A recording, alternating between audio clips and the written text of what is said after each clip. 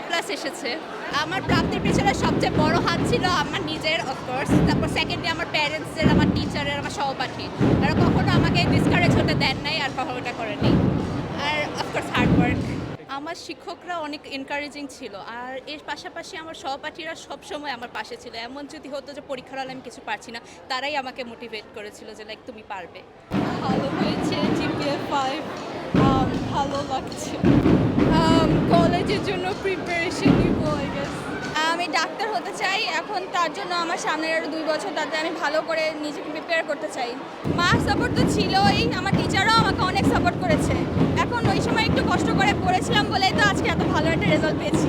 আমি রুটিন করেই পড়তাম, হচ্ছে টাইমের পর টাইমলি পড়াশোনার চেষ্টা করতাম, পরীক্ষা দিতাম। অ্যান্ড আমি কোচিং খুব করতাম না, বাসায় পড়তাম। ভালো করে নিজে না পড়লে তো আর কোচিং কিছু করে দিবেন, অ্যান্ড কোচিংয়ে খুব একটা পড়তাম না, বাসায় পড়তাম আমি। যাদের খারাপ হচ্ছে তাদের তো এমনিও মন খারাপ, তো তাদেরকে কি বলবো, তাদের সান্ত্বনা দেওয়া ছাড়া আর কিছু বলার নেই আমার। প্রত্যাশা তো ওরকমভাবে রাখিনি, কারণ যেভাবে দেশে সরকার যেভাবে যা হলো আমরা নিজেরাই জানতাম না কিভাবে কি হবে। তারপরে আশা তো অবশ্যই রেখেছিলাম এতগুলো বছরের। ওর যেটা ইচ্ছে হবে সেটাই, ও যেটা চুজ করবে, যেভাবে চুজ করবে সেটাই। নিজেদের কোনো অভিমত চাপিয়ে দেবো না, এইটুকু ইচ্ছে।